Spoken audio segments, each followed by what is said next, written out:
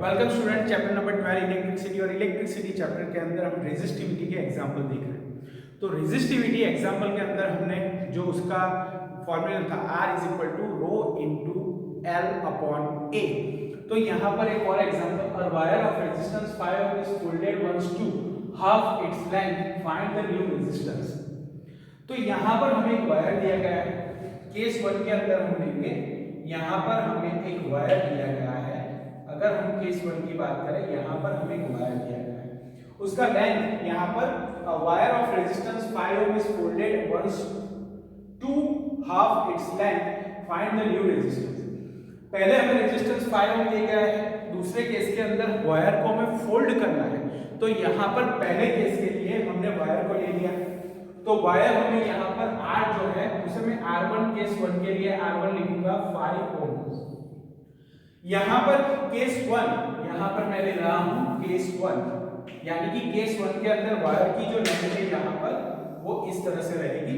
तो R1 is equal to 5 ओम, यहाँ पर मैं लूंगा L1 is equal to L and A1 is equal to A, यानी R का वैल्यू 5 ओम लिया, L1 का हमने लिए L, और A1 के लिए यानी केस 1 के लिए मैंने R1, L1 और A1।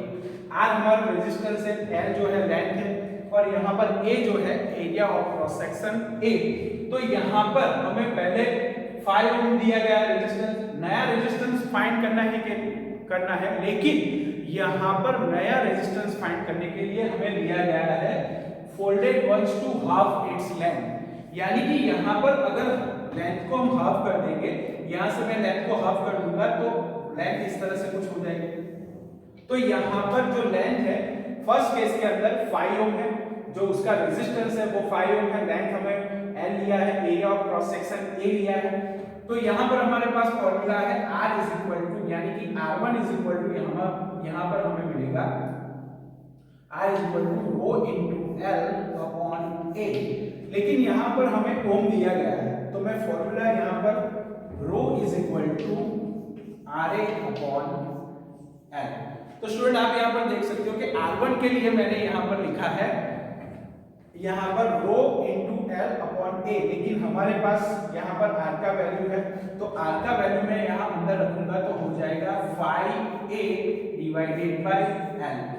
तो यहाँ हमें रो की वैल्यू मिल गई 5A divided by L। Student फिर से एक बार, यहाँ पर हमें R1 यानी कि केस 1 के लिए मैंने यहाँ पर फाइंड किया, तो यहाँ पर रो का वैल्यू हमें मिला 5A डिवाइडेड बाय L। तो स्टूडेंट फर्स्ट केस हमने सॉल्व कर लिया, यहाँ पर हमें फाइंड करना है न्यू रेजिस्टेंस, और न्यू रेजिस्टेंस फाइंड करने के लिए हमें बताया गया है कि जो वायर है उसे हम फोल्ड कर देंगे, तो फोल्ड करने पर लेंथ कम हो जाता है और एरिया बढ़ जाता है। यहाँ आप देख सकते हो ये area, cross section of area यहाँ पर बढ़ गया है, तो एरिया ऑफ क्रॉस सेक्शन यहाँ पे बढ़ गया है, और लेंथ जो है वो लेंथ पहले से लगभग आधा हो गया है, यानी कि हाफ हो गया है। तो केस 1 के अंदर रो हमने फाइंड कर लिया, rho is equal to 5A upon L। तो यहाँ पर हमारे पास फॉर्मूला है R is equal to rho into L upon A। तो R का जो वैल्यू, R1 का जो वैल्यू है 5 ओम है, वो 5 ओम हमने यहाँ पर रख दिया। Then L1 is equal to L and A1 is equal to A, तो RA अपॉन L। तो यहाँ पर जो हमें वैल्यू मिल गया रो का वो मिला 5A अपॉन L। तो केस 1 का जो वैल्यू है वो हमने फाइंड कर ली, लेकिन केस 2 के अंदर आपको क्या करना है, यहाँ पर केस 2 के अंदर हमें लेंथ जो है उसकी यहाँ पर घटकर यहाँ पर जो है वो हमने हाफ कर दिए। यहाँ पर क्लियरली बोला है एक ही वायर है, उसका रेजिस्टेंस 5 ओम है, लेकिन उसको फोल्ड करने पर यहाँ पर हमें नया रेजिस्टेंस फाइंड करना है, और नया रेजिस्टेंस फाइंड करने के लिए यहाँ पर जो वायर है उसको हमने फोल्ड कर दिया है, बीच में से एग्जैक्टली उसके दो पार्ट बने, इस तरह से हमने उसे फोल्ड कर दिया। तो फोल्ड करने पर लेंथ कम हो जाता है और एरिया बढ़ जाता है। यहाँ पर आप देख सकते हो लेंथ जो था पहले से वो कम हो गया, लेकिन एरिया जो है वो यहाँ पर बढ़ गया। तो यहाँ पर हम केस 2 यहाँ पर हम सॉल्व करेंगे, केस 2। तो केस 2 के लिए हम फिर से हमारा जो फॉर्मूला है उसके अंदर सबकी वैल्यू पहले ले लेंगे। हमने R1 के लिए यहाँ पर ली थी, L1 के लिए, A1 के लिए, तो यहाँ पर हम क्या करेंगे, यहाँ पर हम R2 के लिए वैल्यू लेंगे, उसी तरह R1 उसी तरह R2 के लिए। तो यहाँ पर R2 जो हमें फाइंड करना है, रेजिस्टेंस हमें फाइंड करना है, तो R2 यहाँ पर फाइंड करना है। यहाँ पर मैं L ले लूंगा L/2, L2 जो होगा वो होगा L/2, क्योंकि यहाँ पर हमने जो लेंथ है वो यहाँ पर कम हो गया, फोल्ड करने के बाद यहाँ पर लेंथ जो है हमारा वो यहाँ पर कम हो गया, यानी कि L/2। और हमारा जो यहाँ पर A है वो A2 जो है वो हो जाएगा 2A, क्योंकि एरिया ऑफ क्रॉस सेक्शन यहाँ पर बढ़ गया है। पहले लेंथ इतना था, उसको फोल्ड करने के बाद लेंथ आप देख रहे हो यहाँ पर लेंथ इतना था, फोल्ड करने के बाद उसका लेंथ कम हो गया और एरिया ऑफ क्रॉस सेक्शन बढ़ गया। तो हमने L2 L/2 और A2 2A। तो R2 फाइंड करने के लिए हम क्या करेंगे, R2 यहाँ पर हम फॉर्मूला लिखेंगे R2 यहाँ जो हमारा फॉर्मूला है रो इंटू L अपॉन A, तो यहाँ मैं लिखूंगा रो L2 अपॉन A2। तो ये सारी वैल्यू यहाँ पर मैं पुट डाउन कर दूंगा। तो पुट डाउन करने पर क्या होगा, रो की वैल्यू हमने फाइंड करी है phi A अपॉन L, तो phi A अपॉन L हमारा रो है, इनटू यहाँ पर L जो है L2 जो है वो यहाँ पर हो जाएगा L/2, यानी कि L/2 इनटू यहाँ पर हो जाएगा 2A। स्टूडेंट फिर से एक बार यहाँ पर मैंने पुट किया है वैल्यू L2 के लिए, L2 है L/2 तो L/2 इनटू A का वैल्यू हमारे पास है 2A, तो यहाँ पर रो का वैल्यू मिल गया L/2, L का वैल्यू एंड 2A, यानी कि A2 का वैल्यू जो है वो हो गया 2A। तो यहाँ पर हमें फाइंड करने पर A कैंसिल हो जाएगा, L कैंसिल हो जाएगा, तो हमारा आंसर जो रहेगा वो आंसर मिलेगा हमें 5/4 ओम। तो स्टूडेंट 5/4 ओम, उसका मतलब यहाँ पर होगा 1.25 ओम। तो स्टूडेंट हमारा जो नया रेजिस्टेंस है 1.25 ओम, यानी कि 5/4। हमने क्या किया, यहाँ पर एक वायर दिया गया है, वायर का लेंथ पहले सेम है, लेकिन उसको फोल्ड करने के बाद हमें नया रेजिस्टेंस फाइंड करना है। तो नया रेजिस्टेंस फाइंड करने के लिए हमने क्या किया, तो वायर को यहाँ पर हमने पहले उसकी लेंथ जो दी थी उस एक्चुअल लेंथ के साथ यहाँ पर हमने यहाँ पर रो का वैल्यू फाइंड किया, तो रो का वैल्यू मिला phi A अपॉन L।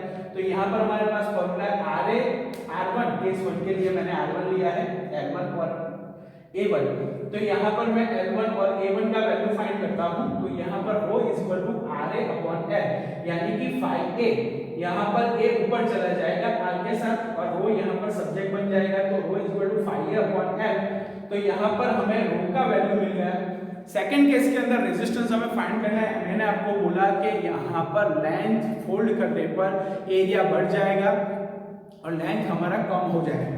तो R2 यहाँ फाइंड करना है, L2 के लिए हमने L/2 ले लिया और A2 2A, यानी कि एरिया ऑफ क्रॉस सेक्शन यहाँ पर बढ़ जाएगा।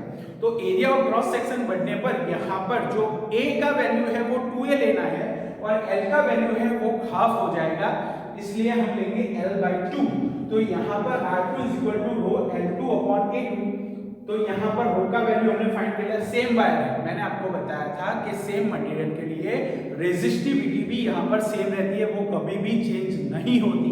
तो स्टूडेंट आपको यहाँ पर याद रखना है कि रेजिस्टिविटी यहाँ पर सेम रहेगी, वायर सेम है, उसका रेजिस्टेंस हमें फाइंड करना है। R1 का हमने फाइंड कर लिया, R1 जो था यहाँ पर R1 का यहाँ पर न्यू रेजिस्टेंस हमें कितना है 5 ओम दिया गया था और हमें नया रेजिस्टेंस फाइंड करना था। तो यहाँ पर रो का वैल्यू हमने phi A divided by L निकाला, तो यहाँ पर हमें जो वैल्यू मिला R2 के लिए वो मिला 5/4। तो यहाँ पर रो का वैल्यू सेम रहेगा phi A upon L into L upon 2 into 2A। तो यहाँ पर आपको पता है स्टूडेंट L कैंसिल हो जाएगा, A कैंसिल, 2 इंटू 2 4 और ये जो phi है 5 डिवाइडेड बाय 4 ओम, आपको यहाँ पर ऐसा यूनिट लिखना है और रेजिस्टेंस का ऐसा यूनिट होता है ओम। स्टूडेंट आपको याद रखना है रेजिस्टेंस का ऐसा यूनिट यहाँ पर होता है रो। तो स्टूडेंट इसे अच्छी तरह से समझने के बाद एग्जाम्पल को सॉल्व करना है, बहुत ही अच्छा एग्जाम्पल है।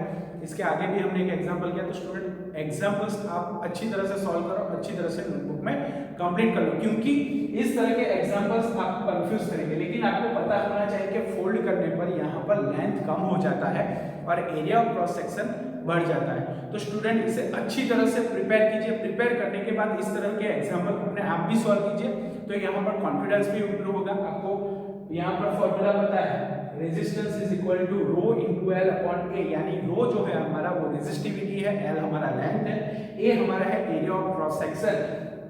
वायर को फोल्ड करने पर एरिया बढ़ जाएगा और लेंथ जो है वो हो जाएगा कम, यानी कि L/2। रेजिस्टिविटी यहाँ पर रो हमने फाइंड कर लिया है R1 के लिए, यहाँ पर हमने 5 ओम जो दिया था हमें, यहाँ पर 5 ओम R1 के लिए दिया था। R2 नया रेजिस्टेंस फाइंड करना था, नया रेजिस्टेंस फाइंड करने के लिए वायर सेम है, मटेरियल सेम है, रेजिस्टेंस भी सेम रहेगा। तो रेजिस्टेंस की वैल्यू पहले हमने फाइंड कर ली, उसके बाद यहाँ पर L2 और A2 के लिए जो वैल्यू हमने ली वो पुट कर दी, और पुट करने के बाद 5/4। तो इस तरह से एग्जाम्पल को आप समझिए और समझने के बाद इसे अच्छी तरह से सॉल्व कीजिए। Okay student, goodbye, good luck.